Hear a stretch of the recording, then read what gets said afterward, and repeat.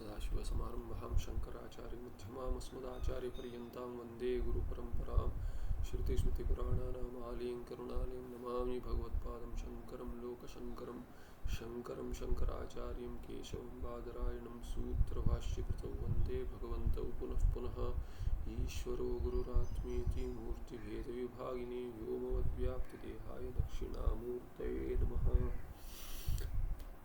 श्रीचिद्घनगणेशाय नमो मह्यं सुखनित्यं स्वप्रकाशं व्यापकं नाम रूपयोः अधिष्ठानं बुद्धिबोध्यं बुद्धेर्दृक्यत्व निर्मलम् अपारं सर्ववेदान्तवेद्यं प्रत्यक्परं महः तदेवाहं न मत्तोऽन्यदिति मे निश्चिता मतिः।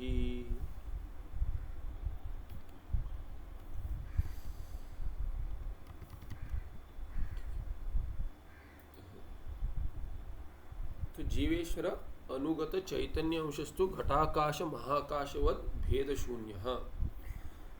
तो कौन करता है कौन भोगता है, उस पर कह दिया कि चिदाभास अंश जो है शुद्ध चैतन्य का जो प्रतिबिंब है अविद्या में, वो कर्ता भोगता है। और कर्मफल दाता कौन है, तो कह दिया कि उसी चिद शुद्ध चैतन्य का माया में जो प्रतिबिंब है जिसको ईश्वर कहते हैं वो कर्ता भोगता है, आभास कर्ता भोगता है। पर शुद्ध चैतन्य क्या है, कहते हैं जीवेश्वर अनुगत, जीव और ईश्वर के लक्षण में जो अनुगत चैतन्य अंश जो है शुद्ध चैतन्य, वो घटाकाश महाकाशवत भेद शून्य।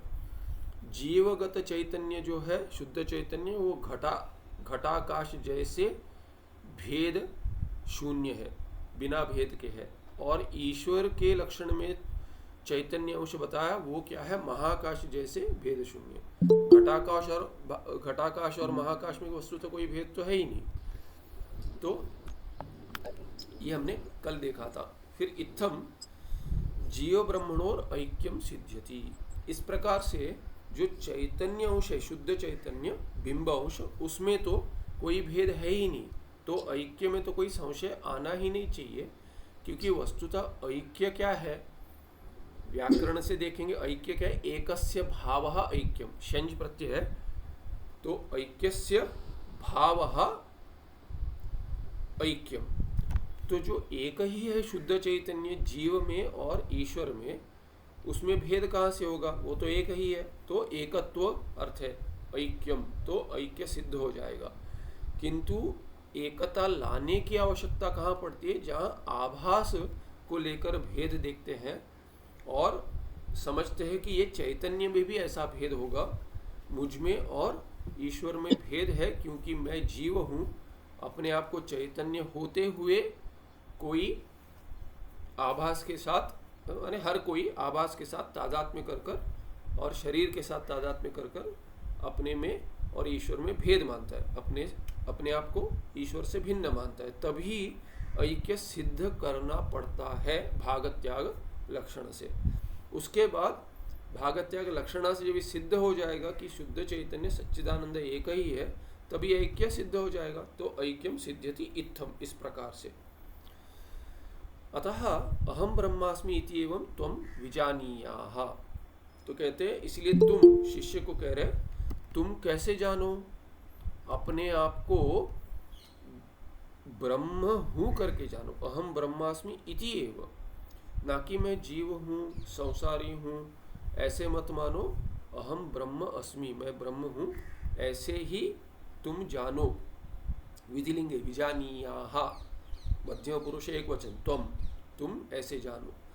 अत्र अहम शब्दार्थ कूटस्थ इति, ब्रह्म शब्दार्थ महाकाश समतया उक्त लक्ष्यार्थ भूत शुद्ध चैतन्यम इति च अवेहि। तो क्या कहते हैं अवेहि, ऐसे जानो तुम। ये भी मध्यम पुरुष एक वचन है पर लोट लकार है, अवेहि, कैसे जानो, इति, इस प्रकार से। तो ये ब्रह्म, अहम ब्रह्म अस्मि कह दिया, उसमें अहम पद क्या है और ब्रह्म पद क्या है। अस्मि तो क्रियापद स्पष्ट है, पर क्या हूं, मैं हूं और क्या हूं। तो मैं, इस शब्द का भी अर्थ अहम का समझना चाहिए, और ब्रह्म हूँ, इसमें ब्रह्म का भी अर्थ समझना चाहिए। इसलिए कहते हैं अत्र माने इस अहम ब्रह्मास्मि इस वाक्य में अहम शब्दार्थ कूटस्थ इति शब्दार्थ। देखिए शब्दार्थ जो है पहले तो मुख्य अर्थ तो वाच्यार्थ होगा। जो वाच्यार्थ क्या है कि जो चिदाभास अंश, बिंब अंश चैतन्य, शुद्ध चैतन्य और अविद्या जिसमें प्रतिबिंबित हुआ है, आभास हुआ है, वो सब मिलाकर एक समूह जिसको जीव अपने आप को समझता है, वो अर्थ होगा अहम का पहले मुख्य अर्थ। और उसके बाद विरोध होने के कारण उसमें लक्षणा करनी पड़ेगी। तो लक्षणा भी शब्दार्थ है। शब्द के दो अर्थ है, एक वाच्यार्थ है, दूसरा है लक्ष्यार्थ। तो जहाँ वाच्यार्थ माने मुख्य अर्थ जो है उसमें विरोध होगा, ज्ञान उत्पन्न होने में विरोध होगा, तब क्या करना पड़ेगा, उसको लक्ष्यार्थ लेना पड़ेगा, तो वो शब्दार्थ होगा। जैसे कि कह देते अग्निर्माणव का या सिंहो मानव का, तो सिंह, तो बच्चा सिंह है कह देते, तो बच्चा तो सिंह नहीं है। तो इसीलिए लक्षणा करनी पड़ती है कि इसमें क्या अर्थ बता रहे कि सिंह पद में, या बालक को जो सिंह कहा गया और सिंह पद में तो सिंह मुख्य अर्थ नहीं ले सकते, तो उसमें गौण अर्थ लेते। तो गुण से कि सिंह जैसे गुण है इसमें, वो हो सकता है कि जैसे सिंह है वैसे शक्तिशाली है इत्यादि, या क्रूर है, ऐसे भी कोई गुण लेकर समझाना पड़ेगा, इसीलिए लक्षणा करेंगे। वैसे यहाँ पे अहम शब्द में ब्रह्म अर्थ जब भी लगाएंगे तो अहम शब्द अगर शरीर के साथ जुड़ा हुआ आत्मा ले लेंगे, शरीर त्रय के साथ, तो विरोध होगा, ब्रह्म नहीं बन पाएगा। इसीलिए क्या है कि उसका शब्दार्थ क्या है, कूटस्थ, कूटस्थ कूट तिष्ठति इति कूटस्थ आत्मा, शुद्ध आत्मा, शुद्ध चैतन्य इति, ऐसा अर्थ हो गया। और ब्रह्म शब्द का क्या अर्थ लग गया, अभी ये शुद्ध चैतन्य इस ओर हो गया, तो उस ओर ब्रह्म शब्द का अर्थ अगर शुद्ध चैतन्य नहीं लेंगे, वाच्यार्थ ही लेंगे, ईश्वर लेंगे, तो क्या हो जाएगा, सृष्टिकर्ता। सृष्टिकर्ता तो शुद्ध चैतन्य नहीं है, इसलिए अहम शब्द का अर्थ तो कूटस्थ चैतन्य हो गया, शुद्ध चैतन्य, और ब्रह्म शब्द ईश्वर नहीं हो पाएगा, इसीलिए वहाँ विरोध होने के कारण मुख्य अर्थ वाच्यार्थ नहीं ले पाएंगे। इसीलिए शब्दार्थ क्या होगा, महाकाश समतया उक्त लक्ष्यार्थभूत शुद्ध चैतन्यम इति च अवेहि। इसीलिए ऐसे जानो कि ब्रह्म शब्द का भी अर्थ क्या है, महाकाश जैसे जो समझाया था उदाहरण में, उसका जो लक्ष्यार्थ क्या है, वो लक्ष्यार्थभूत शुद्ध चैतन्य मानो। अहमिति ब्रह्म इति च शब्दयोर वाच्यार्थयोर ऐक्य असंभवे अपि लक्ष्यार्थयो तत्सिद्ध्यत्येव। तो अगर ऐक्य संभव नहीं है, ऐसे पूर्व पक्षी जो कह रहा था वो हम मान लें, तो वो किस अंश में मानते हैं, हाँ विरोध है, ये संभव नहीं है। कहाँ संभव नहीं है, कहते हैं वाच्यार्थ जो है, शब्द के जो दो अर्थ है उसमें वाच्यार्थ में तो अहम और ब्रह्म एक नहीं हो सकते, इसीलिए वो असंभव है, हम भी मानते हैं असंभव है, इसीलिए तो लक्षणा कर रहे हैं।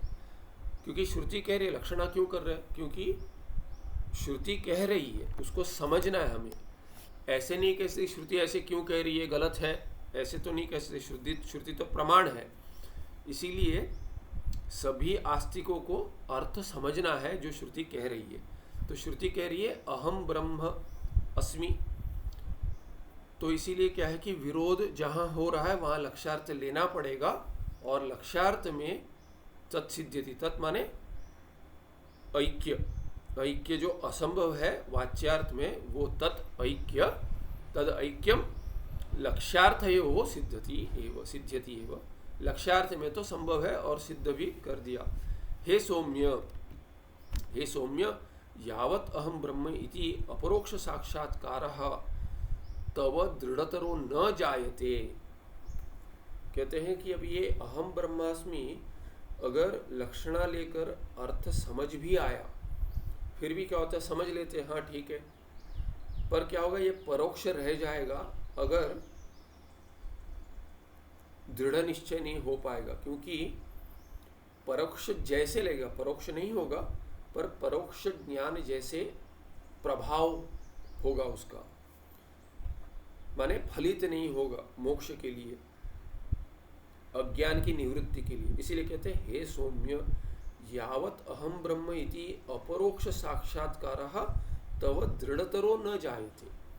इसीलिए अपरोक्ष साक्षात्कार कह दिया। जो अपरोक्ष ज्ञान है वो भी परोक्ष जैसे लगता है, क्योंकि अहम जो है वो मिथ्या शरीर के साथ जुड़कर मिथ्या ज्ञान उत्पन्न कर रहा है अहम करके जीव के लिए। पर वस्तुतः अहम माने उसका अर्थ तो आत्मा ही होना चाहिए, और वो अपरोक्ष ही है, क्योंकि जो मैं हूँ वो तो कभी बदला ही नहीं, और जब भी बदला नहीं तो शरीर कैसे हो जाऊंगा, शरीर के साथ जुड़ भी कैसे रहूँगा। मैं असंग स्वरूप से हूँ, और ऐसे होते हुए अहम का शब्द तो स्वरूप में ही बनेगा अर्थ। किंतु मिथ्या शरीर के साथ, शरीर त्रय के साथ जुड़कर जो तादात्म्य बन गया है उसको मैं अहम का अर्थ मानता हूँ, वो गलत है। फिर भी क्या है, ऐसा जो अपरोक्ष है, मेरा स्वरूप तो मुझसे भिन्न कभी हो ही नहीं सकता। जब भी मैं शरीर त्रय के साथ मिथ्या के संबंध से जुड़ गया हूँ, फिर भी मैं अपने स्वरूप से तो भिन्न कभी हुआ ही नहीं। फिर भी क्या है, जो भान हो रहा है तभी आत्मा परोक्ष जैसे लग रहा है स्वरूप मेरा, पर है नहीं, अपरोक्ष है। इसीलिए कहते हैं अपरोक्ष साक्षात्कार तव दृढ़तरो न जायते यावत। जब तक दृढ़ नहीं हो जाता, और दृढ़तर कह दिया, लगता है दृढ़ हो गया, फिर बाधक आते हैं, आत्मज्ञान में नहीं रह पाते। इसीलिए क्या है कि बार बार अभ्यास करना पड़ता है, इसका निधिध्यासन करना पड़ता है। मनन के बाद मनन भी पुनः पुनः करना पड़ता है, श्रवण भी। तो श्रवण सिद्ध हो गया, उसके बाद दृढ़ निश्चय हो गया, फिर भी दृढ़तर नहीं हो पाएगा जब तक मनन सिद्ध नहीं होगा, उसमें निधिध्यासन नहीं हो पाएगा, निष्ठा नहीं हो पाएगी, नितराम स्थिति नहीं हो पाएगी। इसीलिए कहते तावद दुख दैन्य भयादिकम त्वाम न जहाती। तब तक क्या होगा, दुख तो होता रहेगा, क्योंकि एक क्षण के लिए भी अगर शरीर में अगर पीड़ा है और उसमें जुड़ गए तो दुख तो होगा ही होगा।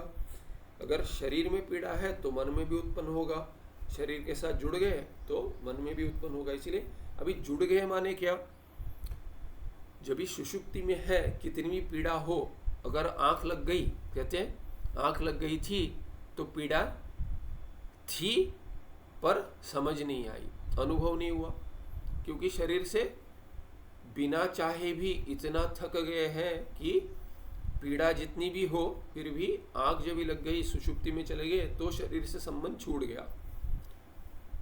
पर अगर प्रारब्ध में भोग है, शरीर में दुख का, शरीर द्वारा दुख का अनुभव होना है, तो सुषुप्ति में जा नहीं पाएगा। वैसे ही ध्यान नहीं लग पाएगा, कितना भी प्रयत्न करे ध्यान नहीं लग पाएगा। कभी कभी सहज हो जाएगा, क्योंकि प्रारब्ध में शरीर के पीड़ा का अनुभव करना नहीं लिखा है तभी उस समय। तो ये तो स्वाभाविक है, ये तो सामान्यतः सबको अनुभव होता है। किंतु जब भी श्रवण कर लिए हैं और पता है कि मैं शरीर हूँ ही नहीं, तो उसके साथ जो बुद्धि में समझकर अपनी बुद्धि को, मन को, इंद्रियों को हटा रहे हैं बाहर से, वो तो प्रयत्न द्वारा हटा रहे हैं, और ज्ञान के मूलक हटा रहे हैं। ज्ञान उसमें मूल है, प्रमाण है, वो सिद्ध हो चुका है कि मैं शरीर त्रय नहीं हूँ, मैं आत्मा हूँ, शरीर अभिन्न आत्मा हूँ, ब्रह्म हूँ। तभी क्या होगा, जब भी दृढ़तर नहीं हुआ होगा तभी आते जाते रहेगा, माने शरीर से जुड़ता रहूँगा, कभी नहीं जुड़ूंगा। तो पहले प्रयत्न लगता है। इसीलिए कहते हैं कि जब तक दृढ़तर नहीं हो जाता ये, तब तक क्या है, तावत दुख, फिर दैन्य भारे, दीनता। देखो मेरे साथ ऐसे व्यवहार कर दिया, ऐसे स्मरण कराएगा, मन स्मरण कराएगा, तब क्या होगा, अरे ऐसे नहीं कहना चाहिए था उसको, या मेरे साथ ऐसे व्यवहार नहीं करना चाहिए था, तो अपने में दीनता होगी, अरे ऐसे क्यों कह दिया। तभी क्या है कि मैं आत्मा करके नहीं समझ रहा हूँ कि आत्मा के साथ तो व्यवहार ही नहीं होगा, व्यवहार तो शरीर के साथ हुआ है। अगर किसी ने कह दिया समझ में नहीं आ रहा है, बुद्धू हो तुम, तो ये तो बुद्धि को कह दिया जो मैं नहीं हूँ। फिर भी उसमें जुड़कर क्या है कि बुद्धि पर जो आक्षेप कर रहा है, अरे देखो इसे समझ में नहीं आ रहा है, ये बुद्धू है, तो वो उस बुद्धि पे जो आक्षेप हो रहा है वो मैं अपने आप में मान रहा हूँ। तो इसीलिए क्या है कि दीनता आ जाएगी, तो ये दैन्य भाव आ जाएगा। भय होगा, अरे शरीर रहेगा नहीं रहेगा, अभी इतनी पीड़ा हो रही है, आगे और क्या है, कोई देखने वाला नहीं होगा तो कैसे चलेगा, ऐसे भय लगेगा इत्यादि। ऐसे बहुत सारे जो मन के द्वारा विकल्प होते वो सब आदि पद में आ जाएंगे। तावत दुख दैन्य भयादिकम त्वाम न जहाती, वो अपने आप नहीं छोड़कर जाएंगे। न जहाती ओहक त्यागे, त्याग नहीं करेंगे। तो दुख और दैन्य भय इत्यादि क्या है कि जुड़कर ही रहेंगे, क्योंकि शरीर के साथ अगर मैं जुड़ गया, मन के साथ जुड़ गया, तो मन में जो जो वृत्तियां हैं वो सब मुझे नहीं छोड़ेंगी, इसीलिए वो त्याग नहीं करेंगे मेरा। न त्वाम न जहाती, इसलिए ऐसे कह दिया कि वो भले ही तुम चाहते हो उनको छोड़ दें, पर वो नहीं छोड़ेंगे। तो ऐसे है कि देखिए, इसीलिए क्या कहते हैं ना कि वस्तुओं का तो त्याग विषयों का मैं कर दूं, पर वही नहीं छोड़ते, क्या करूं। ऐसे हो जाता है, ऐसे लगता है अरे नहीं चाहता तो भी आ जाता है, कोई कुछ दे जाता है नहीं चाहिए, तो क्या होता है कि मैं छोड़ भी दूं, पर नहीं माता जी आपको नहीं कह रहा हूँ, स्मरण आ गया इसीलिए, और कुछ नहीं। पर क्या है कि भाग्य में है तो कहीं से भी आ जाएगा। जैसे मीठा नहीं खाना है, मीठा छोड़ दिया है तो नहीं खाना है, पर देखिए जहाँ शाम को क्या दोपहर को भी मीठा नहीं परोसते, हो सकता जैसे कल हुआ, कल गया तो कहीं ऐसा नहीं कि मुझे मीठा छोड़ना है, मुझे पसंद है, मैं खाता हूँ, मिला तो खाता हूँ, ऐसे नहीं कि खाते ही रहता हूँ, पर ऐसे होता है। तो शाम को क्या मीठा मिल गया, तो मैं अगर छोड़ना भी चाहूँ, अभी जिसको डायबिटीज है वो छोड़ना चाहता है, पर क्या होता है लाकर वही दे देते हैं, तो क्या करें। तो ऐसा होता है, इसीलिए क्या है कि जब तक विषय आपको नहीं छोड़ते, ऐसे शास्त्र भी ये कहते हैं कि आप तो छोड़ देंगे पर विषय नहीं छोड़ेंगे। भगवान गीताचार्य क्या कहते हैं, देखिए विषय का त्याग करना, सुषुप्ति में जाएंगे तभी अपने आप त्याग हो जाता है। कितना भी आप देखिए, भूख लगी हो, कुछ स्वादिष्ट खाने की भी इच्छा नहीं है, पेट भरना है, भूख लगी है, थक कर आए हैं, प्रवास से आए हैं, बहुत लंबा प्रवास हो गया, आ गए, शाम को देर हो गई, रात हो गई, भूख लगी है, खाना भी रखा हुआ है, गरम गरम परोस रहा है कोई, फिर भी इतने थक गए हैं कि सो जाते हैं। तभी इच्छा है खाने की, भूख भी है, स्वादिष्ट भी बना हुआ है, जो पसंद है वही बना है, फिर भी क्या है कि आंख लग जाती है, नहीं खा पाते। तो विषय तो ऐसे नहीं छूट रहे, पर सुषुप्ति के माध्यम से, सुषुप्ति के कारण छूट गए।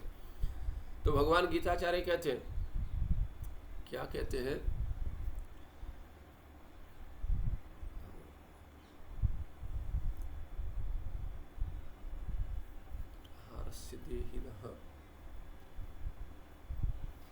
विषया विनिवर्तन्ते निराहारस्य देहिनः रसवर्जम रसोप्यस्य परम दृष्ट्वा निवर्तते। इसमें अन्वय में क्या है कि जो द्वितीय पंक्ति में जो पहला शब्द आता है वो पहले पंक्ति के साथ जुड़ेगा। विषया विनिवर्तन्ते, विषय छोड़ जाते, ऐसे ही सुषुप्ति में जैसे वैसे ही, पर प्रयास भी करता है। वो कहता है सुषुप्ति में तो छूट गए, मैंने नहीं छोड़ा,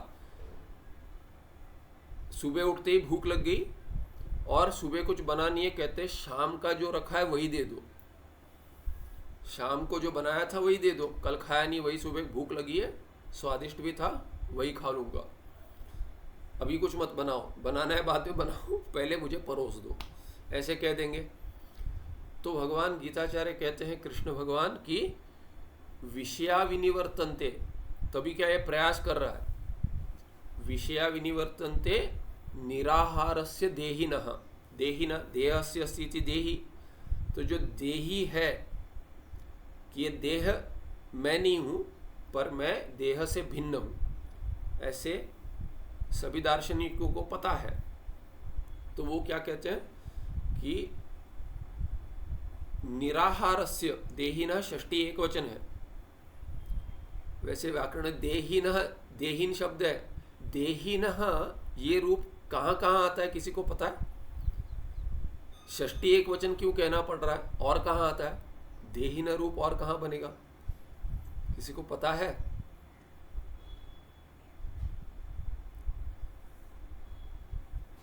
आत्मनः। हाँ, कहाँ कहाँ आता है, पूछ रहा हूँ। षष्ठी एक वचन में आता है किस? हाँ, आत्मना ठीक है, देहिना आत्मना, पर आते कहाँ है, रूप कहाँ चलते? इसके जो रूप चलते हैं 21 रूप में, या संबोधन को पकड़ के 24 रूप बन गए सुबंत के, उसमें कहाँ कहाँ आते हैं? देहीन है ऐसा रूप कहाँ आएगा? षष्ठी एक वचन में आएगा, और कहाँ आएगा? पंचमी में। पंचमी एक वचन में आएगा, और कहीं आएगा? तृतीया में, नो नो, 2.3। हाँ, द्वितीय बहुवचन में आएगा।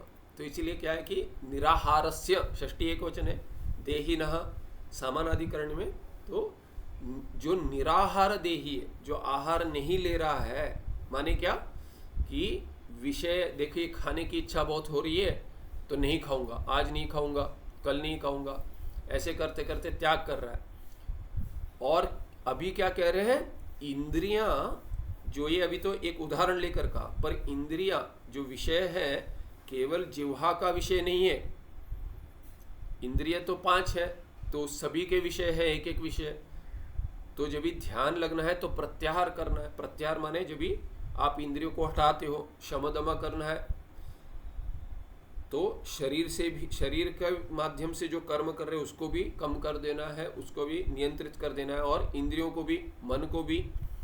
तो ऐसे जो नियंत्रण करे तभी शमदम होगा, योग में कहेंगे। उसके बाद प्रत्याहार होगा, बहिरंग साधना से अंतरंग हो जाएगा। मन जब भी अंतरंग होगा तब जाकर आप धारणा, ध्यान, समाधि, ये अंतरंग साधना है अंग अष्टांग में, वो कर पाएंगे।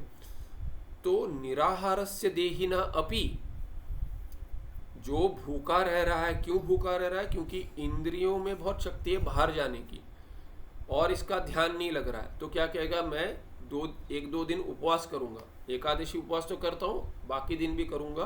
तब क्या होगा, इंद्रियों में नियंत्रण आएगा। केवल खाना नहीं, खाने से तो क्या है कि इंद्रियां, खाने से उनकी पुष्टि होती है, सभी इंद्रियों की। शरीर की पुष्टि होती है, इंद्रियों की भी पुष्टि होती है, मन की भी पुष्टि होती है, क्योंकि खाने का ही सूक्ष्म अंश है वो जो इंद्रिय और मन बनेगा फिर। तो मन के द्वारा अगर इंद्रियां नियंत्रित नहीं हो रही है तो अपने खाने को देखना चाहिए कि क्या खाता हूँ, सात्विक खाना चाहिए, फिर उसमें भी थोड़ा कम कर दीजिए। ऐसे करते हैं, शास्त्र में का पालन करते, कोई ऐसे करते हैं। तो निराहारस्य देहिना विषया विनिवर्तन्ते, निराहारस्य देहिना, उस देही के लिए जो आहार नहीं ले रहा है, तब क्या विषय अपने आप हट जाते। कैसे हट जाते हैं? अपने आप हट जाते। कहाँ से? इससे देहिना। और पंचमी भी समझ सकते हैं, पर षष्ठी है निराहारस्य, नहीं तो क्या है कि उससे हट जाते करके कह सकते थे, पर षष्ठी है। तो उसके लिए जो आहार नहीं ले रहा है उसके इंद्रियों से हट जाते हैं विषय, क्योंकि क्या है कि इंद्रियां काम नहीं कर रही अधिक, क्योंकि जितना कम खा रहा है इंद्रियां उतना ही कम काम करेंगी। तो क्या होगा, विषय छोड़ जाएंगे। पर कैसे? वहां अन्वय नहीं बना पूरा। रसवर्जम, वो ये क्या है, रसवर्जम द्वितीय एक वचन है, ये क्रिया विशेषण है, एडवर्ब है। किसके लिए? विनिवर्तन्ते। विषयाः बहुवचन में के सभी विषय क्या है, रसवर्जम विनिवर्तन्ते, कि रस छोड़ जाते हैं, कि विषयों के लिए रस तो उसी में छोड़ जाते हैं, देही में, कि जब ही थोड़ा खाएगा फिर वापस आ जाएंगे, इंद्रिया काम करने शुरू, तब आ जाएंगे। तो तब इसके लिए क्या तोड़ है? तो कैसे करेंगे कि विषय की ओर इंद्रिया जाते नहीं रहे। देखिए, विषय की ओर इंद्रिया अगर नहीं जाएंगी तो कोई आचार्य भी नहीं बन पाएगा। तो इसका अर्थ ऐसा नहीं है कि विषय इंद्रिया काम ही नहीं करे, पर क्या है, जब काम करना चाहें, जैसे शास्त्र में कहा है, तब काम करें, अपने आप नहीं काम करें, अपने आप विषय नहीं ले जाए इंद्रियों को। जैसे कठोपनिषद में और गीता में भी उसी को लेकर, मंत्र को लेकर कहा गया कि जैसे वो रथ की कल्पना देते, शरीर रथ है इत्यादि, मन प्रग्रह है, सारथी बुद्धि है, बुद्धि सारथी, घोड़े क्या है, इंद्रिया है, और जो विषय है वो रस्ते हैं। घोड़े जब रस्ते पर चल रहे हैं, अगर नियंत्रित है मन द्वारा, माने जो सारथी अगर उसकी लगाम को लेकर अगर नियंत्रण में लगता है घोड़ों को, तब वो ठीक रास्ते पे चलते हैं। अगर नियंत्रण में नहीं है सारथी, अगर सारथी की आंख लग गई या अगर सामर्थ्य नहीं है कि लगाम खींच ले, तो घोड़े अपना ही रास्ता बना लेंगे। फिर रथ का क्या अवस्था होगी, और रथ स्वामी आत्मा जो उसकी क्या अवस्था होगी शरीर की ओर। तो इसीलिए क्या कहते हैं, नियंत्रित रहना चाहिए, नहीं तो दुष्ट अश्व बन जाते हैं, अश्व दुष्ट बन जाते हैं। तो वो उदाहरण भी दिया है। तो इसीलिए कि नियंत्रण में रहे, रसवर्जम अगर हो जाएगा तो क्या है कि जब ही ये फिर खाना शुरू कर देगा, सोचेगा कि चलो अभी तो विषय में इंद्रिया नहीं लग रही है, पर जब भी खाना शुरू कर देगा फिर इंद्रिया काम करेंगी, विषय खींच लेंगी। तो इसीलिए उसका तोड़ क्या है, उपाय क्या है, तो भगवान कृष्ण वहीं कह देते हैं रसवर्जम रसोप्य अस्य परम दृष्टवा निवर्तते। तो रस भी कब जाएगा, रस निवर्तते, कदा निवर्तते, परम दृष्टवा, कि परम माने परमात्मानम, परब्रह्म आत्मा, दृष्टवा माने ज्ञात्वा, कि इसका ज्ञान प्राप्त करके कि मैं ही ब्रह्म हूँ और ब्रह्म संपूर्ण है, पूर्णता है। तो विषय के द्वारा, इंद्रियों द्वारा विषय क्यों चाहता है, क्योंकि अपने आप को विषय से भिन्न समझता है, विषय को भी अपने आप से भिन्न समझता है, और विषय चाहता है, सोचता है कि विषय प्राप्त करके मैं पूर्णता प्राप्त कर लूंगा। पर जब ही पता चलेगा मैं पूर्ण हूं, तो विषय मुझसे भिन्न है ऐसे नहीं सोचेगा, वो तो मिथ्या है। तब जाकर विषयों से अपने आप रस हट जाएगा, विषयों के लिए जो रस है वो अपने में ही है, वो हट जाएगा, ये कहा। तो इसीलिए क्या कहते हैं, तावद प्रकृत यहाँ वापस आ जाते हैं, कहते हैं तावद दुख दैन्य भयादिकम त्वाम न जहाती, माने वो अपने आप नहीं छोड़ जाएंगे, और छोड़ जाएंगे तो भी क्या, रसवर्जम छोड़ जाएंगे। तो जब तक साक्षात्कार दृढ़ नहीं होता, अपरोक्ष नहीं होता, तब तक क्या हो जाएगा, दृढ़तर नहीं हो जाएगा। तो ये सब रहेगा, रस रहेगा और विषय रहेंगे, या तो विषय जाएंगे तो भी रस छोड़ जाएंगे। तो त्वाम न जहाती रसवर्जम न निवर्तन्ते, ऐसा हो जाएगा विषय। ऐसे विषय को लेकर ही कह दे कि विषय तुम्हें छोड़कर नहीं जाएंगे, आते रहेंगे। स्वस्वरूपाद भिन्नतया परमात्मनो ज्ञानम एव ते भय हेतुर्भवति। तो ये इस भय के लिए क्या है, तो ये द्वितीयाद्वयी भयम भवति। तो कहते वही स्वस्वरूपाद भिन्नतया, द्वितीय हो गया, तो द्वितीयाद्वयी भयम भवति। परम आत्मनः, परमात्मनः ज्ञानम एव, कैसा ज्ञान परमात्मा का, कि अपने स्वरूप से भिन्न, अपने से भिन्न अगर मान लेते हो परमात्मा को, उसके बाद तो क्या है कि द्वैत नहीं रहेगा, बहुत तो हो जाएगा। क्योंकि परमात्मा भिन्न है तो बाकी सब भी एक एक जीव भिन्न होंगे, फिर एक एक वस्तु भी भिन्न हो जाएंगे, ऐसे करते करते सब भय हेतु बन जाएंगे। पर यहाँ पे तैतरीय का उदाहरण देते हैं कि कौन भय हेतु होता है वस्तुतः, वहां पे और एक प्रकार से बताया है कि विषय या अन्य जीव भय का हेतु होता है, ऐसा नहीं कहा है। वहां पे कह दिया जो परमात्मा है, आनंद स्वरूप है, उसको अपने आप से भिन्न मानोगे तो तुम आनंद स्वरूप रहोगे क्या, नहीं रहोगे। और अगर नहीं रहोगे और भिन्न कर दिया तो क्या होगा, तुम अपने आप को या तो पापी मानोगे या तो पुण्यकर्ता मानोगे। ऐसे करते पुण्य और पाप करते रहोगे, तब तो जन्म प्राप्त करते रहोगे और कर्म का फल ही होगा वो। और डर तो ये रहेगा, पुण्य करोगे तो डर नहीं रहेगा। क्या डर नहीं रहेगा कि अरे कौन सा लोक प्राप्त होगा, कैसा जन्म प्राप्त होगा, क्योंकि शास्त्र में श्रद्धा है, पुण्य कर रहे हो तो उसमें कोई भय नहीं होगा। पर पाप तो करोगे ही करोगे, बिना जाने तो कर ही लोगे। इसीलिए तो दिन में कुछ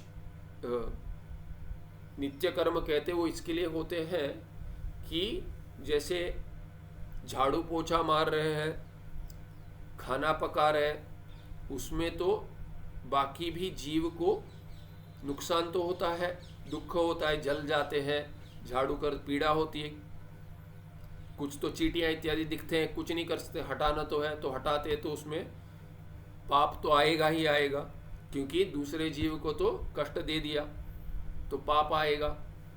तो पाप जब भी आएगा तो उसके निवारण के लिए जो नित्य कर्म है इत्यादि गृहस्थ के भी उससे पंचभूत ये के लिए पंचभूत नहीं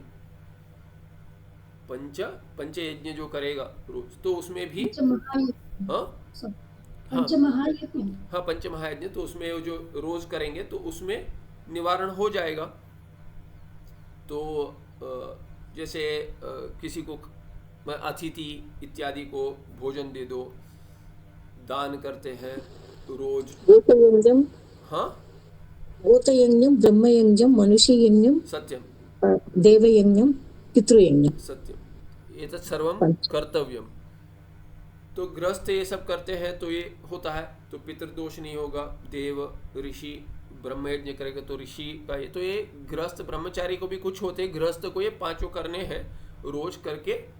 ये सब जो बिना माने बुद्धिपूर्वक पाप जो नहीं कर रहे, जो होते हैं अननोइंगली कहते, या बिना कुछ उसमें कोई क्या कहते कि चॉइस नहीं है कि अरे ऐसे नहीं कहते झाड़ू ही नहीं मारूंगा मैं, तो उससे फिर दूसरा कुछ त्रुटि हो जाएगी कि अगर बाह्य शुद्धि नहीं होगी तो अंतः शुद्धि भी नहीं होगी, बाह्य शुद्ध भी रहना है तो करना तो पड़ेगा। स्नान करेंगे तो भी क्या है कि साबुन लगाएंगे केमिकल, तो उसमें भी अभी शरीर में जो जो जुड़ गए हैं जो दिखते नहीं है तो उनका भी नाश होगा। तो ये सब तो करना ही है, दूसरा कुछ उसके लिए उपाय है ही नहीं, तो अभी करना ही है, तो उसके लिए कोई जो पाप उत्पन्न होता है उसका निवारण सहज हो जाता है, नित्य कर्म द्वारा ही हो जाता है। तो जो नहीं करते वो तो लग जाएगा, बाकी पाप तो जो कर दिए हैं पता नहीं था ऐसे नहीं करना है, ऐसा भी होता है, बाद में पता चलता है ये तो पाप कर्म है। फिर क्या होता है कि कामना इतनी अधिक होती है कि पाप कर देते हैं, पता होता है फिर भी कर देते बुद्धिपूर्वक। तो ये सब क्या है कि ये इसके लिए क्या है कि कौन भय हेतु बनेगा? जो कर्मफल दाता है, जो परमात्मा है, जो अपने से भिन्न मानते हो, वही भय हेतु बनेगा। तो वही परमात्मा जो ऐक्य सिद्ध जिनके साथ हो जाएगी तभी जो अभय हेतु बनते हैं। तैत्तिरीय उपनिषद में कहा है वही परमात्मा जो भिन्न हो जाएंगे तो भय हेतु बनेंगे। तो वो कह दिया उदरम अंतरम कुरुते अथ तस्य भयम भवति। जो उदरम, उदरम माने थोड़ा, थोड़ा भी अव्यय है, थोड़ा भी अगर अंतरम भेद करेगा अपने से, कुरुते अथ तस्य भयम भवति। कुरुते और आत्मने पद प्रयोग है यहाँ पे, आत्मने पदी धातु तो उभय पदी है, कृ धातु डुक्रिंज करने, तो आत्मने पदी, आत्मने पद प्रत्यय लगा दिया तो ये प्रयोग ऐसा हुआ कि अपने आप के लिए उदरमंतम कुरुते, अपने से ही ये फल तो उसी को मिलेगा जो कर रहा है, दूसरे को नहीं मिलेगा। परस्मय पदी प्रयोग होता तो दूसरे को भी फल मिलता है, कुरुते कह दिया न कि करोति, कुरुते। तो जो करता है वो वही फल भोग करेगा। थोड़ा भी भेद मान लेगा तो क्या होगा, अथ तस्य भयम भवति, वही अथ हेतु हो, वही उसी हेतु से क्या हो जाएगा, भय हो जाएगा। और भय कारण कौन है? ऊपर पहले कह दिया परमात्मनः ज्ञानम, कैसा ज्ञान? भिन्नतया, स्वस्वरूपात भिन्नतया, यही हेतु बन जाएगा, भय हेतु बन जाएगा। और वो फलित कैसे होगा? परमात्मा कर्म फल दाता बनकर पाप का फल दे देंगे, वही भय है। तस्माद अहम ब्रह्मास्मि इत्येव त्वं विजानीया, इसीलिए तुम अपने आप को ब्रह्म हो ऐसे ही मानो। आगे ये अंक समाप्त हो गया। अभी आगे 10 संख्या है, वहाँ क्या कहते हैं, अहम ब्रह्म इति ज्ञानम कस्य इति विचारः। ठीक है, अहम ब्रह्म तो ठीक है आपने कह दिया, ये चैतन्य एक ही है, जो जीव में और ईश्वर में है। पर ये विचार कौन करेगा? चैतन्य तो विचार नहीं करेगा। तो कहते कस्य विचार, इसी ये इति ज्ञानम कस्य, ये ज्ञान किसको उत्पन्न होगा? चैतन्य को, तो शुद्ध चैतन्य को ज्ञान उत्पन्न नहीं होगा। तो अभी इस पर विचार करते, ये ज्ञान किसके लिए उत्पन्न होता है? जड़ को तो नहीं होगा। बुद्धि जड़ है, बुद्धि जड़ होते हुए उसमें तो ज्ञान उत्पन्न नहीं होगा। और शुद्ध चैतन्य है, वो तो ज्ञान स्वरूप है, उसमें ज्ञान उत्पन्न नहीं होगा। तो ये ज्ञान किसको उत्पन्न होगा? ये विचार करते हैं। तत्वदृष्टि प्रश्न, तत्वदृष्टि पूछता है कि हे स्वामिन, गुरु को कहता है स्वामी, अहम ब्रह्म इति ज्ञानम कस्य जायते, ये ज्ञान अहम ब्रह्म, मैं ब्रह्म हूं, ये किसको उत्पन्न होगा? कृपया एतन में वक्तुम अर्हसि इति। तो इति तत्वदृष्टि ही प्रश्न, प्रश्न क्या है उसका? प्रश्न है कृपया एतन में, एतत ये मुझे कहो, बताओ। वक्तुम अर्हसि माने आप ही बता सकते हो, अर्हसि क्या आपको बताना चाहिए मुझे। प्रश्न से अयम अभिप्राय, क्या अभिप्राय, ऐसे क्यों पूछा? तो कहते अहम ब्रह्म इति ज्ञानम किम कूटस्थस्य जायते उत चिदाभास विशिष्ट बुद्धे है। तो कहते हैं कि अहम ब्रह्म ज्ञान कूटस्थ चैतन्य को उत्पन्न होगा कि चिदाभास विशिष्ट बुद्धि। जड़ को तो नहीं होगा, इसलिए उसका तो त्याग पहले ही कर दिया तत्वदृष्टि ने। प्रश्न में कहा कि अब ये अभिप्राय है कि जड़ को तो नहीं होगा, अभी चैतन्य को होगा। तो कूटस्थ चैतन्य है और चैतन्य का प्रतिबिंब होकर बुद्धि में जो चिदाभास का विशेषण जुड़ गया, वो उसमें भी चैतन्य जैसा भान हो रहा है, तो क्या उसको ज्ञान उत्पन्न होगा? फिर उत चिदाभास विशिष्ट बुद्धि है कि चिदाभास विशिष्ट बुद्धि को ऐसा ज्ञान उत्पन्न होगा अहम ब्रह्म, ये विकल्प बनाया। यदि कूटस्थस्य इति उच्यते तदा विकारी स्यात् कूटस्थ। अभी कहेंगे अगर ज्ञान कूटस्थ चैतन्य को उत्पन्न होगा, कूटस्थ चैतन्य तो अविकारी है, विकार नहीं हो सकता। और ज्ञान उत्पन्न होगा माने वृत्ति होगी, और वृत्ति होगी माने विकार होगा। विकार होगा तो चैतन्य, शुद्ध चैतन्य अविकारी नहीं हो पाएगा। तदा विकारी स्यात्, कूटस्थ विकारी स्यात् हो जाएगा, और वो तो अनिष्ट है। और कहते हैं चलिए तो फिर चिदाभास को मान ले, चिदाभास विशिष्ट बुद्धि में अगर उत्पन्न होगा, ऐसे कहेंगे यदि चिदाभास विशिष्ट बुद्धेर इत्युच्यते तर्हि तस्य उत्पद्यमानम अहम ब्रह्म इति ज्ञानम भ्रम रूपम स्यात्। तो क्या कहते हैं कि अगर चिदाभास विशिष्ट बुद्धि को अगर ऐसा ज्ञान उत्पन्न होगा कि मैं ब्रह्म हूं, तो चिदाभास विशिष्ट बुद्धि में कितने अंश है? 2 अंश है, एक विशेषण है, एक विशेष्य है। तो चिदाभास विशेषण है, विशेष्य है बुद्धि। तो इसमें बुद्धि ब्रह्म है क्या? नहीं। अच्छा, चिदाभास ब्रह्म है क्या? वो भी नहीं है। तो अगर चिदाभास ब्रह्म नहीं है, बुद्धि ब्रह्म नहीं है, और चिदाभास और बुद्धि जोड़ देंगे तो ब्रह्म बन जाएगा? नहीं बनेगा। अगर एक ब्रह्म नहीं है, दूसरा ब्रह्म नहीं है, दोनों जोड़ने से ब्रह्म बन जाएगा। जैसे वैज्ञानिक आजकल कहते हैं कि क्या, कि व्हाट इज दिस कॉन्शियसनेस, किम नाम ज्ञानम चैतन्यम। तो वो क्या कहेंगे? शरीर तो जड़ है, उनको भी पता है, इनसेंशियंट। तो ये सब जब भी मिल जाते हैं, जैसे चार्वाक भी कहते हैं कि एक एक करके लेंगे शरीर के भाग, जितने भी भाग आप सूक्ष्म हो स्थूल हो ले सकते हैं, विज्ञानी कहेंगे, वो अपने आप तो जड़ है, पर जब भी एक साथ मिल जाते समूह, तो जैसे कि जान आ जाती है। जैसे एक उंगली में ताकत नहीं है, 5 उंगलियों में ताकत, जुड़ने से मुट्ठी बन जाए तो ताकत आ गई। वैसे जैसे बचपन में कोई कुछ ये आता था दूरदर्शन पे, बन गई मुट्ठी एकता के लिए, कुछ गाने के साथ रहा करता, स्मरण आ रहा है। तो कि शिक्षा देते थे कि सबको जुड़कर रहना है, बी ए गुड सोसाइटी। वैसे तो वैसे ही क्या है कि वैसे ही हो जाएगा कि एक एक काम नहीं कर पा रहे हैं, शक्ति नहीं है, पर शक्ति आ जाती है, समूह में आ जाती है। वैसे ही ऐसा क्यों नहीं मान लेते कि जड़, सभी जड़ है, पर एक साथ जुड़ने में ऐसे कोई चैतन्य शक्ति आ जाती है। मान लीजिए वैज्ञानिक कहते हैं आजकल, ये अभी नया पूर्व पक्ष है, बहुत सारे जो वेदांत का अभ्यास कर चुके ये पूर्व पक्ष लेकर बैठ जाते हैं कि अभी क्या करें कि इतनी पढ़ाई हो गई है, साइंस पढ़ लिया है, ग्रेजुएशन कर लिया है, पोस्ट ग्रेजुएशन कर लिया है, इंजीनियरिंग कर लिया है, और वही यंत्र सब जो साइंस ने दिए उसका प्रयोग कर रहे हैं और कहते हैं कि हम साइंस नहीं मानेंगे। कैसे नहीं मानेंगे, मानना तो पड़ेगा। तो श्रवण से, मनन से, निधिध्यासन से जो सिद्ध हो रहा है उसमें अब ये विरोध हो रहा है कि वो कहते हैं चैतन्य उत्पन्न हो रहा है, क्यों नहीं उत्पन्न हो रहा है? तो शास्त्र प्रमाण प्रामाण्य बुद्धि अभी तक नहीं हो पाई है। वो कहते हैं वो गलत, ऐसा नहीं मानते हम, पर उनका विषय ही नहीं है चैतन्य। वो जो व्यवहार के लिए या लौकिक के लिए प्रमाण है हम मानते हैं।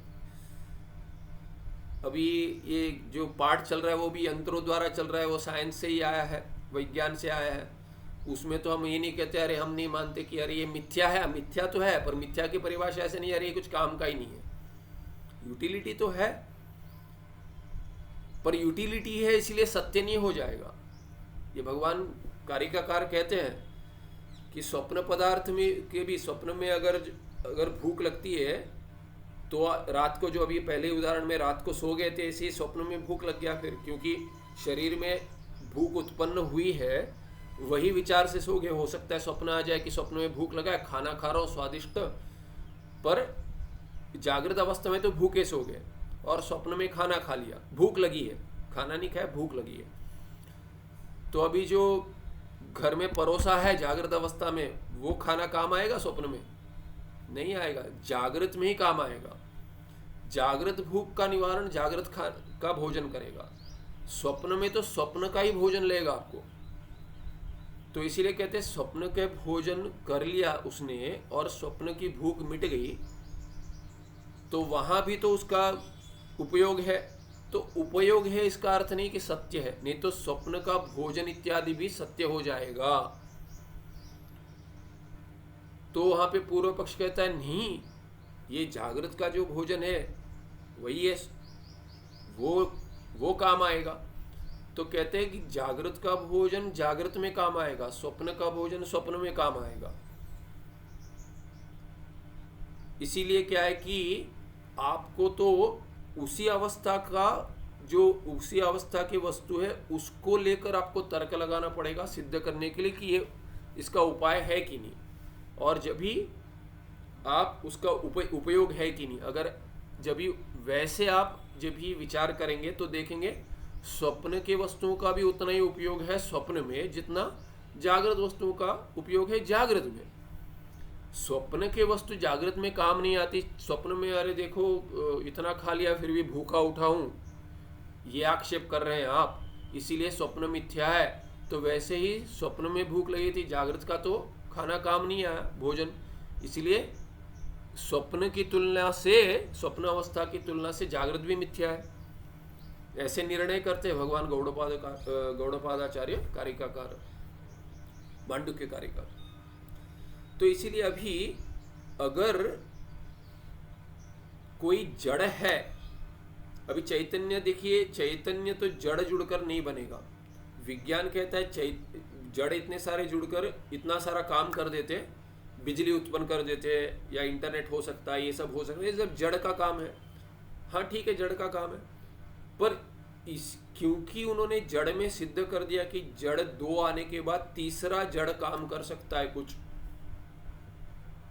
इसका अर्थ ये नहीं है कि चैतन्य भी हम मान ले, क्योंकि वो तो उनका विषय है ही नहीं, कभी हो भी नहीं सकता, उसमें प्रमाण ही नहीं बनेगा। शास्त्र को छोड़कर, वेदांत उपनिषद को छोड़कर बाकी कोई भी शास्त्र, कोई भी माने भिन्न जिसको आप नया दर्शन मानते हो, वो भी कुछ कभी भी कोई प्रयोजन नहीं देगा, न प्रमाण बनेगा। ये दृढ़ निश्चय होना चाहिए, उसको प्रामाण्य बुद्धि कहते हैं। पूज्य स्वामी जी कहते हैं उनको बहुत समय लगा प्रामाण्य बुद्धि के लिए, और वो कैसे बना वो समझाते थे। तो प्रामाण्य बुद्धि is not a small thing कहते थे। तो इसीलिए जो थोड़ा भी अगर विश्वास से भी शास्त्र में प्रवृत्ति हो जाती है जिनकी, और शास्त्र का अभ्यास कर लेते, फिर भी अगर ये संशय रह जाते तो फलित नहीं होता। संशय है तो उस पर काम करें, पर आक्षेप कर न बैठे कि अरे ऐसा कैसे होगा। तो यहाँ पे वैसे ही ये, इसीलिए जड़ अगर एक साथ आ जाएंगे तो चैतन्य तो उत्पन्न नहीं होगा। तो चिदाभास, अगर चिदाभास ब्रह्म नहीं है और बुद्धि ब्रह्म नहीं है तो दोनों मिलकर तो ब्रह्म नहीं हो पाएंगे, समूह तो ब्रह्म नहीं हो पाएगा, क्योंकि ब्रह्म चैतन्य है। तो इसलिए कहते हैं यदि चिदाभास विशिष्ट बुद्धेः किम इति उच्यते। किम उच्यते? अहम ब्रह्म इति ज्ञानम, अहम ब्रह्म इति ज्ञानम चिदाभास विशिष्ट बुद्धेः इति उच्यते। यदि, यदि उच्यते, उच्यते चेत, अगर ऐसा कह दोगे तो क्या होगा? तस्य उत्पद्यमानम अहम ब्रह्म इति ज्ञानम। तो चिदाभास विशिष्ट बुद्धि, एक सेकंड ना, जरा बैटरी लो हो गई।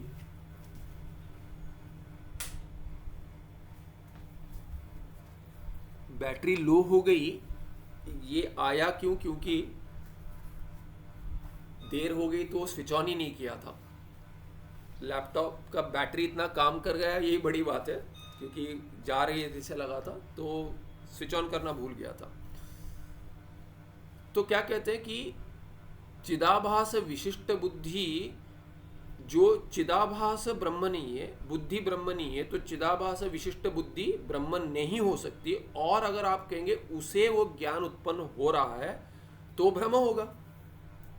जो मैं नहीं हूं, अपने आप को मानता हूं तो भ्रम है। अगर मैं अपने आप को राजा मानता हूं और भिक्षा के लिए यहाँ वहां जा रहा हूं तो ये तो राजा भ्रम है, मैं राजा नहीं हूं। तो कहेंगे कि जो नहीं हो उसी को उत्पन्न हो रही है तो भ्रम है वो ज्ञान। तो कहते हैं अहम ब्रह्म इति ज्ञानम भ्रम रूपम स्यात्। तभी तो एक पक्ष में क्या है, कूटस्थ को तो उत्पन्न अगर होगा तो कूटस्थ विकारी बन जाएगा, शास्त्र में तो कहा कि निर्विकार है। और अगर चिदाभास विशिष्ट बुद्धि को अगर ऐसा ज्ञान उत्पन्न होगा तो भ्रम रूप हो जाएगा। कूटस्थो ब्रह्म च इत्युभयम एकमेव आभासस्तु कल्पितत्वात् ब्रह्मणो भिन्न इति प्राग अभिहितम भवता। और क्या कहते हैं, आपने ही पढ़ाया था, क्या कहते हैं, कूटस्थ ब्रह्म च इति उभयम एकम, कूटस्थ और ब्रह्म एक ही है। और आभास क्या है, कल्पितत्वात् ब्रह्मण भिन्न, ब्रह्म से भिन्न है आभास, इति प्राग अभिहितम। इसीलिए अगर आभास को अगर ऐसे लगेगा कि मैं ब्रह्म हूं तो भ्रम होगा। तस्मात् ब्रह्मणो अन्यस्य चिदाभासस्य ब्रह्मत्वेन ज्ञानम भ्रम रूपम एव स्यात्। इसलिए ब्रह्म से जो चिदाभास भिन्न है उसको अगर भान होगा, ऐसा ज्ञान होगा कि मैं ब्रह्म हूं तो भ्रम हो जाएगा। तो कहते हैं उदाहरण देकर, यथा सर्पाद विलक्षणायाम रज्ज्वाम सर्पज्ञानम जायमानम भ्रांति रूपमेव तद्वत्। जैसे क्या है, सर्पाद विलक्षण, रज्जु तो सर्प से विलक्षण है, रज्जु और सर्प कोई एक नहीं मानता। जिसको रज्जु दिख रही है उसको रज्जु ही दिख रही है, सर्प नहीं दिख रहा है। जिसको सर्प दिख रहा है उसको सर्प दिख रहा है, रज्जु नहीं दिख रही है। इसलिए रज्जु और सर्प तो भिन्न ही है एक दूसरे से। तो उस रज्जु में जो सर्प से भिन्न है, विलक्षण है, उसमें सर्प ज्ञान जो उत्पन्न हो रहा है, जायमान, यही सर्प ऐसे लग रहा है, उसको रज्जु नहीं दिख रही है, वो तो भ्रांति रूप है। वैसे ही हो जाएगा ये, जो चिदाभास या चिदाभास विशिष्ट बुद्धि या बुद्धि, उसमें अगर ज्ञान उत्पन्न हो रहा है कि मैं ब्रह्म हूं तो भ्रम है। एवं च चिदाभास सहित बुद्धिर्जायमानम अहम ब्रह्म इति ज्ञानम न यथार्थ अनुभव रूपम भवेत किंतु भ्रम रूपम एव स्यात्। तो कह दिया कि अभी सहित ले लो, अलग ले लो, कैसे भी करेंगे तो जहाँ ब्रह्मत्व नहीं है वस्तुतः वहाँ ब्रह्मत्व का भान होना ये तो भ्रम ही है। अहम ब्रह्म इति ज्ञान से भ्रमत्वांगीकारे न तेन ज्ञानेन मिथ्याभूतम जगन निवर्तेत। तो अभी क्या कहते हैं कि अगर आप कह दोगे, तत्वदृष्टि सोच रहा है कि अगर फिर भी अगर आप कह दोगे हाँ ठीक है भ्रम है, तो क्या हुआ, कह देंगे, ये तो नहीं कहेंगे, पहला पक्ष तो स्वीकार नहीं करेंगे कि चलिए ठीक है चैतन्य विकारी हो जाने दो, वो तो नहीं करेंगे आप।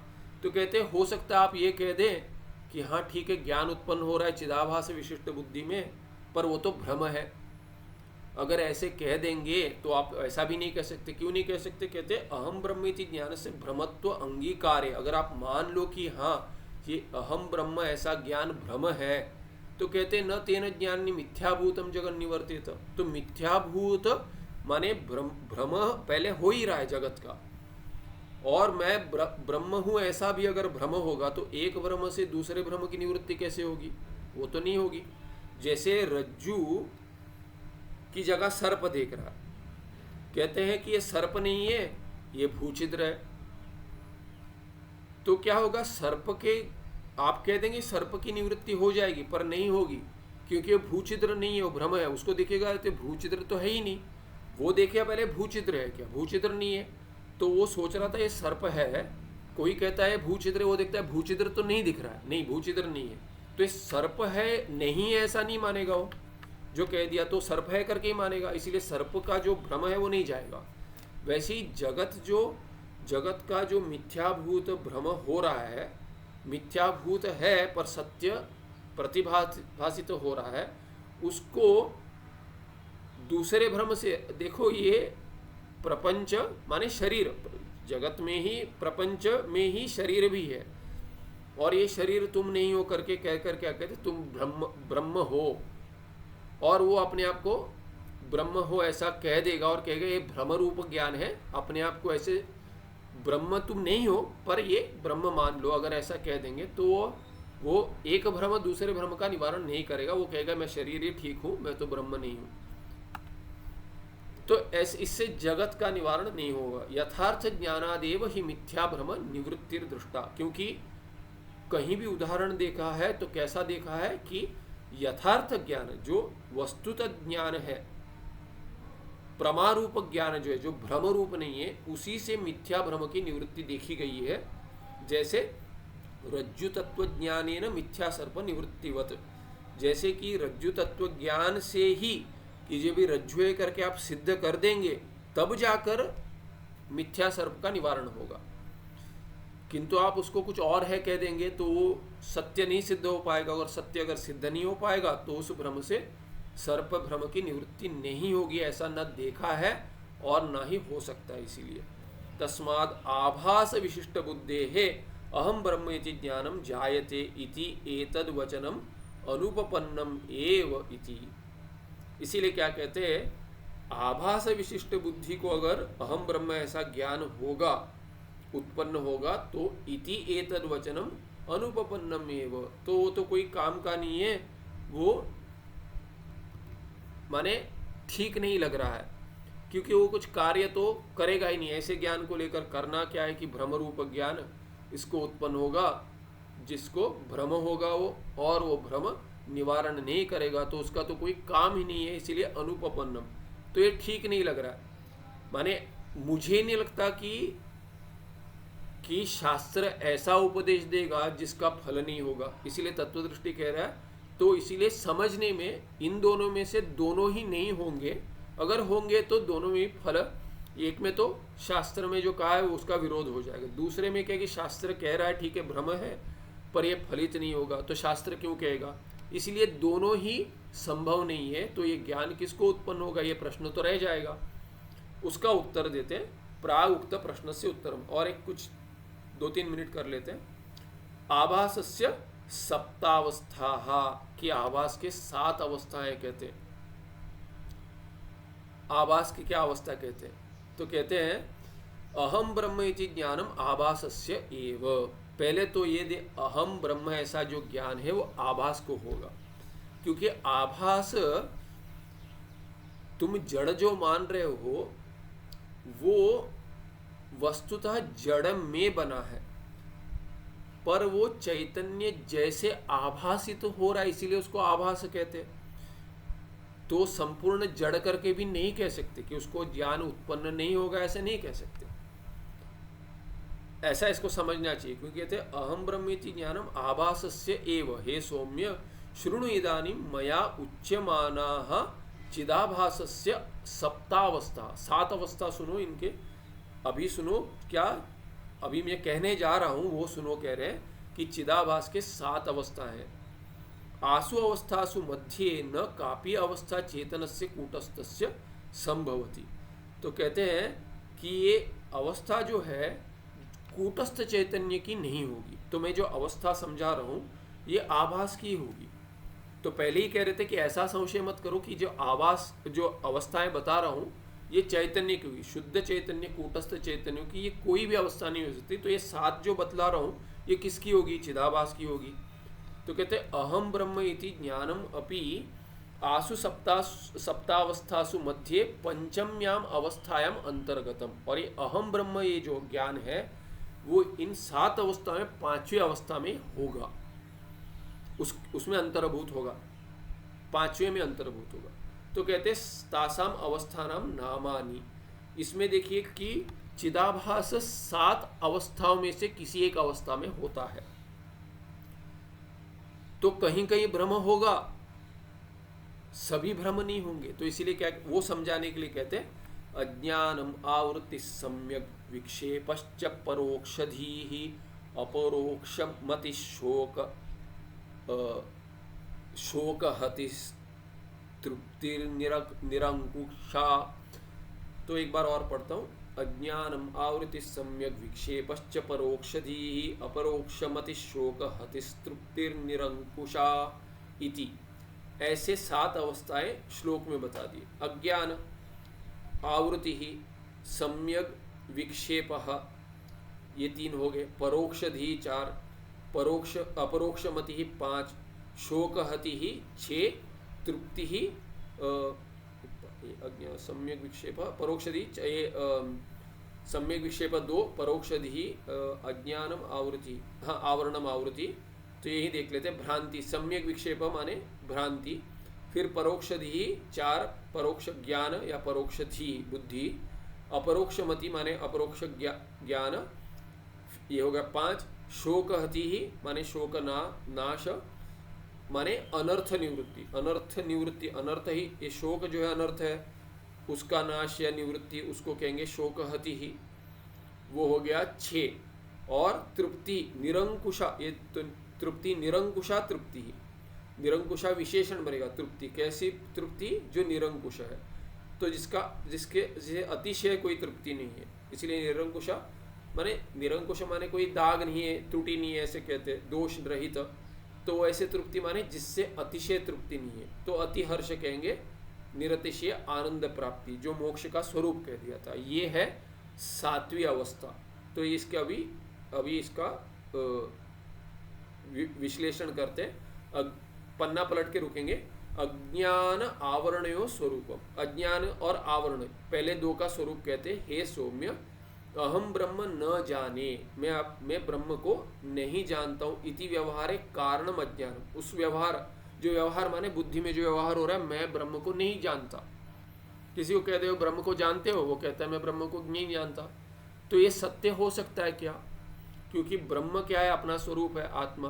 तो कहना मैं अपने आप को नहीं जानता, ये कह देगा। जैसे कोई कहता है हुए मैं प्रश्न है, उसका उत्तर क्या है? नहीं जानता। दूसरे के लिए नहीं कह रहा है, मैं ही अपने आप को ही नहीं जानता हूँ, कह देगा नहीं जानता हूँ, अपना स्वरूप नहीं जानता हूँ। तो अपने स्वरूप से दूर कभी ना होते हुए भी अपने स्वरूप को नहीं जानता, क्योंकि ब्रह्माकार वृत्ति नहीं बनी है, शरीराकार वृत्ति चलती है। अंतःकरण में भिन्न भिन्न आकार, घटाकार, पटाकार, ऐसे भिन्न इदंतया वृत्ति चलती है। और अहंतया कैसी चलती है? अहंतया शरीर, मन, अहंकार इत्यादि आकार को लेकर अहम बुद्धि चलती है, ऐसे वृत्तियां चलती है। इसीलिए क्या है कि अहम ब्रह्म न जाने, ऐसे सोच लेता है। इति व्यवहार है, ऐसे व्यवहार में क्या कारण क्या है? अज्ञानम, जो पहला वाला है। तो इसको, ये पहली अवस्था है। चिदाभास जो जीव है वो क्या है? वो सोचता है कि मैं ब्रह्म को नहीं जानता हूँ। इस अवस्था में जब ये रहता है, उसका कारण क्या है? अज्ञान है। तो अज्ञान का स्वरूप कह दिया। इसी में अज्ञान में दृढ़ बन गई उसकी अवस्था। फिर ब्रह्म नास्ति न भाति इति, ब्रह्म नहीं है और इसीलिए नहीं भान नहीं हो रहा है। इति व्यवहार कारण तो आवरणम, तो अज्ञान का एक कार्य क्या है? आवरण है।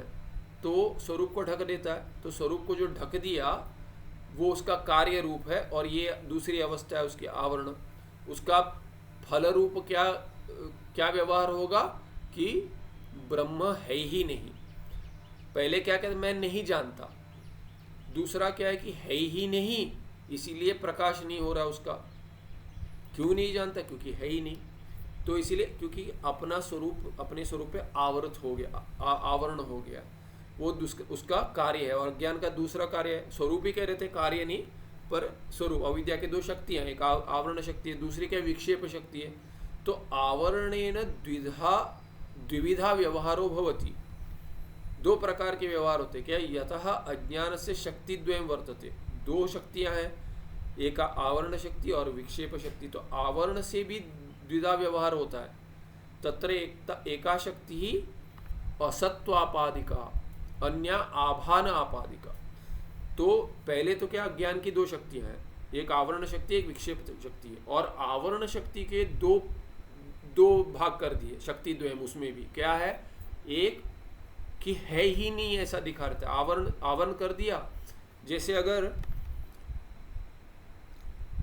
घर में कुछ है और आपने उसको कपड़ा डाल दिया है, तो कोई देखे कहाँ है, कहाँ दिख नहीं रहा है, क्योंकि उसके मोबाइल ही, जैसे अभी मोबाइल है, उसके रख दिया है कहीं, और उसके ऊपर किसी ने और कुछ रख दिया। जैसे अभी कपड़े रख रहे, उसके ऊपर रख दिए, जाते आते कहीं कुछ काम था, हाथ में मोबाइल लेकर कुछ करना था, वहाँ रख दिया। और उसके बाद किसी ने उसके ऊपर कपड़ा, माने कपड़े रख रहे थे वहाँ पे। जैसे हो सकता है कबड्डी खोल रहे हैं और कपाट में वस्त्र निकाल रहे, ये वस्त्र है, ये रख दिया, ये फिर निकालते समय वहाँ पे कुछ फ़ोन पे बात कर रहे थे, वहीं रख दिया, फिर देख रहे थे कि है करके, और उसके ऊपर रख दिया। तो आवृत हो गया, तो है ही नहीं। अरे मोबाइल यहाँ नहीं है, पूछते कहाँ है, यहाँ नहीं है, कहीं वहाँ देखो वहाँ होगा, क्यों यहाँ क्यों नहीं है? तत्र एका शक्ति असत्वापादिका। तो आवरण जो कपड़ा रख दिया, उससे क्या हो गया कि वो वस्तु है करके उसका भान नहीं हो रहा है ही नहीं, यहाँ पे है नहीं कह देते, वहाँ पे है पर दिख रहा है क्या, प्रकट हो रहा है क्या, नहीं हो पा रहा है। इसीलिए क्या है कि नहीं है और प्रकट भी नहीं हो पा रहा है। तो एक क्या है कि तत्र एका शक्ति असत्वापादिका, कि ये असत हो गया, अन्य अभानापादिका, कि भान नहीं हो रहा है। ये दो शक्तियाँ। तो कपड़ा डाल दिया, उससे क्या है, एक है नहीं मोबाइल नहीं है यहाँ पे, और दूसरा क्या है कि होता तो दिख जाता, नहीं दिख रहा, यहाँ नहीं दिख रहा है कह देते, यहाँ नहीं दिख रहा है, नहीं वहीं है, दिख नहीं रहा है, तो क्या हो, देखो ढूंढो कह देते। तो उसका अर्थ क्या है कि वहीं पर है पर दिख नहीं रहा है, इसीलिए नहीं दिख रहा है और नहीं है, दोनों में भेद है। एक तो है और दिख नहीं रहा है, दूसरा क्या नहीं है। तो ये दोनों शक्तियां, आवरण दोनों कर देता है, कि नहीं ऐसे दिखला देता है और होते हुए भान नहीं कराता। तो ये दो अन्य अभान आपादिका, और ये अभी उसमें आगे अगले पार्ट में देखेंगे।